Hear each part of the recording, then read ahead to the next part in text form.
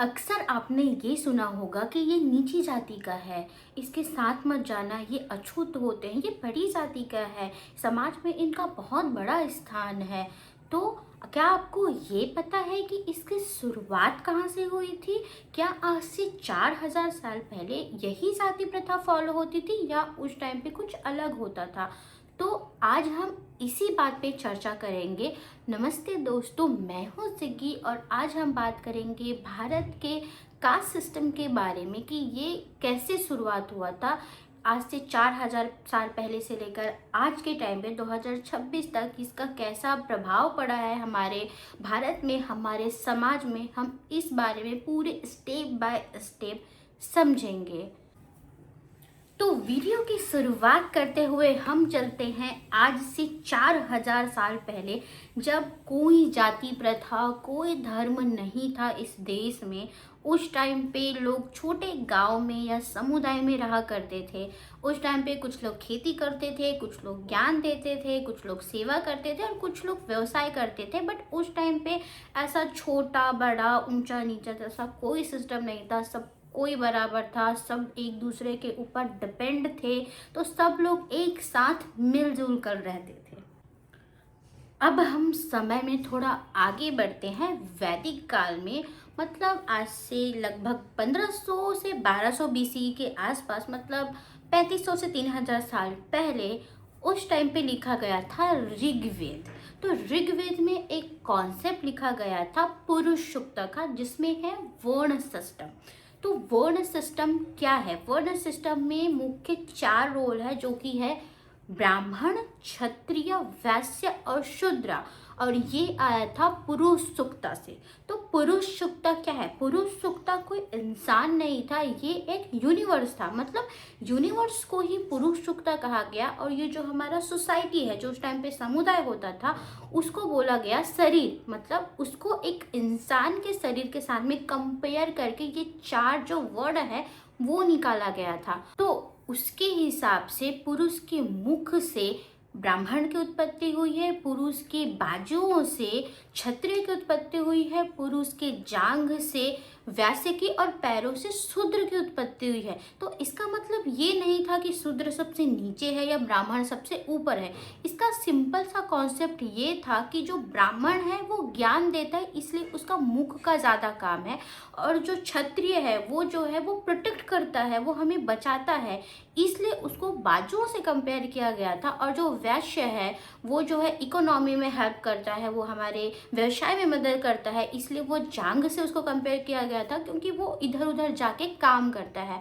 और जो सबसे जो शूद्र थे उनका काम सेवा करना था, इसलिए उनको पैरों से कंपेयर किया गया था, क्योंकि वो एक जगह रह के आपकी सेवा करते हैं। इसलिए इसमें कहीं पर भी ये नहीं लिखा गया था कि जो शूद्र है वो नीचा होता है या ब्राह्मण जो होता है वो सबसे बड़ा होता है। उस टाइम तक भी ये सब कुछ बराबर था, सब कुछ सिंपल था और सब नॉर्मली काम किया करते थे। यहाँ पर छोटा बड़ा का कोई कॉन्सेप्ट नहीं था। तो समय में थोड़ा आगे बढ़ते हैं और इस टाइम पर वैदिक काल की समाप्ति का टाइम हो गया था। आज से 3000 से 2500 साल पहले की बात है। तो उस टाइम तक हमारे जो ब्राह्मण, क्षत्रिय, वैश्य, शूद्र थे वो अपने अपने काम एक्सपर्ट हो चुके थे। मतलब ब्राह्मण के पास में ज्ञान था बहुत सारा, वैश्य को ये पता था कि उसको क्या काम है क्या काम है, वो अपने अपने काम में सब एक्सपर्ट हो चुके थे। जैसे कि कोई खेती में एक्सपर्ट हो चुका था, कोई गाय चराने में, पशुओं में एक्सपर्ट हो चुका था, कोई लोहार में। तो सब अपने अपने काम में एक्सपर्ट हो चुके थे। और इसमें सबसे बड़ी प्रॉब्लम यहाँ पे ये है कि कोई ये नहीं चाहता था कि उनका ज्ञान किसी और के पास जाए। तो उन्होंने क्या किया, जो अपना जो ज्ञान है उन्होंने अपनी नेक्स्ट जनरेशन को देना स्टार्ट कर दिया। मतलब वो सिर्फ और सिर्फ ये चाहते थे कि उनके बच्चे वो ज्ञान सीखे, कोई दूसरा वो चीज़ ना जान पाए।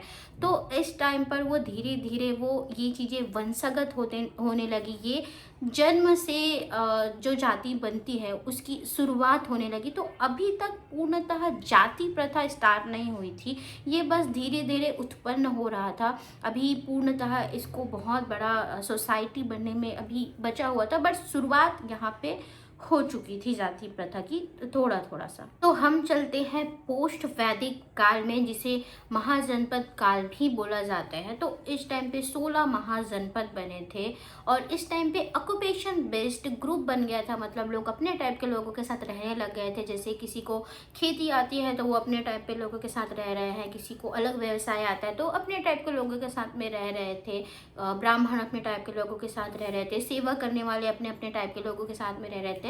तो इस टाइम पे जाति जो है कम्प्लीटली शुरुआत हो चुकी थी, बट इस पर कोई रूल्स वगैरह नहीं बना था। इस टाइम पे बुद्ध महावीर जैसे लोग भी आए थे, वो उन्होंने जाति सिस्टम को चैलेंज भी किया था, बट वो उन्हें रोक नहीं पाए थे। तो अभी ये जाति प्रथा की पूरी तरह से शुरुआत हो चुकी थी।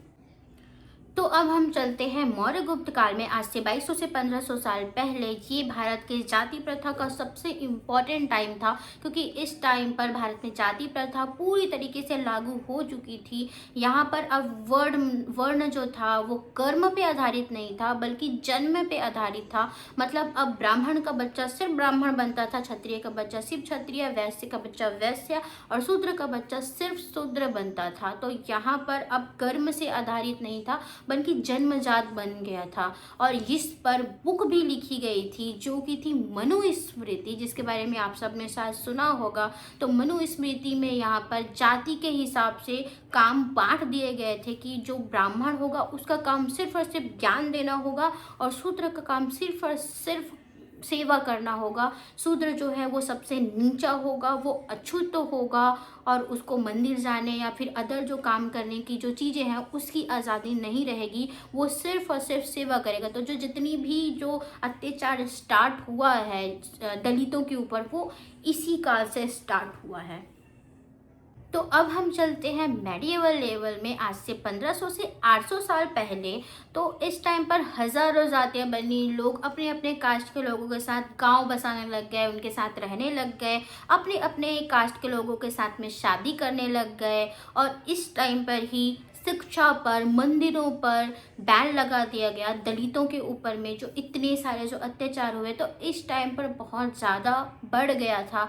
तो ये वाला जो टाइम था वो कास्ट सिस्टम में पूरी तरीके से बदल चुका। नेक्स्ट है सुल्तान मुगल का टाइम। आज से 800 से 275 साल पहले उस टाइम पे मुसलमान भारत में आए थे। उन्होंने अपने रूल्स भी लगाए, बट जाति प्रथा का तोड़ नहीं पाए। गाँव में तो और ज़्यादा स्ट्रांग हो गई थी, सिटी में थोड़ी कम थी, थोड़ी फ्लैक्सिबिलिटी थी, बट स्टिल जो जाति प्रथा थी वो जिंदा थी। उस टाइम में कबीरदास जो रविदास थे, उन्होंने जाति प्रथा को विरोध किया था, चुनौती दी थी, बट वो जाति प्रथा को तोड़ नहीं पाए थे। तो अब आता है ब्रिटिश काल। आज से 275 से 100 साल पहले जब अंग्रेज भारत में आए थे तो उनको करना था भारत में राज। तो उन्होंने लाया डिवाइड एंड रूल पॉलिसी, जिसमें उन्होंने कास्ट सिस्टम को मैंडेटरी कर दिया कि हर इंसान की एक फिक्स्ड कास्ट होनी ही चाहिए, एक सरनेम होनी ही चाहिए। तो लोगों ने क्या किया, जो उनके व्यवसाय से रिलेटेड थी उन्हीं को ही अपना सरनेम बना दिया। तो यहाँ पर जो अपर कास्ट लोअर कास्ट का जो कॉन्सेप्ट है वो बहुत ज़्यादा स्ट्रांग हो गया था। लोगों ने उसका विरोध नहीं किया, उसको और ज़्यादा मानने लग गए, जिससे कास्ट सिस्टम जो है वो और ज़्यादा बढ़ गया। तो अब तक जो कास्ट सिस्टम सिर्फ सोशल था, अब वो लीगल बन चुका था और वो परमानेंट बन चुका था। अब आता है इंडिपेंडेंट इंडिया। जब 15 अगस्त 1947 को हमारा देश ऑफिशियली आज़ाद हो गया था, उसके बाद में जब संविधान लिखा गया तो कुछ लोग चाहते थे कि मनुस्मृति को लाया जाए, बट बाबा भीमराव अंबेडकर ने इसका विरोध किया और इसकी जो कॉपियां है वो संसद में जला दी थी। और उसके बाद में जो कास्ट सिस्टम है वो पूरी तरीके से बैन हो गया और इस पर कानून बनने लगे, इसको इलीगल घोषित कर दिया गया। फिर उस पर जो दलित समाज थी उनकी हालत बहुत ज़्यादा ख़राब थी, क्योंकि सालों के अत्याचार की वजह से वो पूरी तरीके से दब गई थी। तो उनको ऊपर उठाने के लिए, उनको एक समानता दिलाने के लिए एजुकेशन में, जॉब में उनको रिजर्वेशन दिया गया और 26 जनवरी 1950 को हमारा संविधान लागू किया गया। संविधान के बाद में भी आज भी कास्ट सिस्टम को माना जाता है, आज भी दलितों पे अत्याचार होते हैं। अगर आप गांव में जाओगे तो अगर कोई दलित के साथ में शादी करेगा कोई अपर कास्ट को, तो उनको गांव से बाहर निकाल दिया जाता है। आज भी भेदभाव हो रहा है। तो कास्ट सिस्टम पूरी तरीके से तो ख़त्म नहीं हुआ है, बट ऐसा भी नहीं है कि फ़ायदा नहीं हुआ है, क्योंकि अगर आप देखोगे तो आज हर जाति के लोग हर काम कर रहे हैं। ऐसा नहीं है कि सिर्फ ब्राह्मण है तो सिर्फ ज्ञान दे रहा है या फिर एजुकेशन में जा रहा है। आज हर टाइप के लोग जो है हर काम कर रहे हैं, तो फ़ायदा भी बहुत हुआ है। और शायद पूरी तरीके से कास्ट सिस्टम को ख़त्म होने में कुछ पीढ़ी और लगेगी, कुछ जनरेशन और लगेंगे। और हम उम्मीद करते हैं कि जितनी जल्दी हो सके कास्ट सिस्टम ख़त्म हो सके और लोग पहले जैसे रहते थे, समानता के साथ में एक दूसरे को नीचा नहीं बोलते थे, वैसे रहे। तो जितनी जल्दी हो सके ये कास्ट सिस्टम ख़त्म हो जाए। तो अगर आपको ये वीडियो अच्छी लगी हो है तो फिर प्लीज़ इस वीडियो को शेयर कीजिए उन लोगों को जो बहुत ज़्यादा कास्ट सिस्टम को मानते हैं, जिनको हिस्ट्री नहीं पता कास्ट सिस्टम की, और कुछ लोग जो गवर्नमेंट एग्जाम की तैयारी करें, उनके लिए भी ये वीडियो बहुत यूज़फुल है। तो आप उनको भी शेयर कर सकते हैं, अपने दोस्तों को शेयर कीजिए और हमारे चैनल को सब्सक्राइब कीजिए, क्योंकि हम इस टाइम के वीडियो और भी लाने वाले हैं। और भी अच्छी वीडियो होंगे, रिसर्च बेस्ड होंगे, आपको कुछ सीखने को मिलेगा। तो आप इसको सब्सक्राइब करके रखिए। और अगर आपको इस वीडियो से थोड़ी सी भी ठेस पहुंची हो तो उसके लिए हमें माफ़ कीजिए, सॉरी फॉर दैट। हमारा जो मकसद था वो कहीं से भी आपको ठेस पहुंचाना नहीं था, हमने सिर्फ ये एजुकेशन पर्पस से बनाया है। तो thank you for the watching and मिलते हैं नेक्स्ट वीडियो में। तब तक के लिए बाय बाय।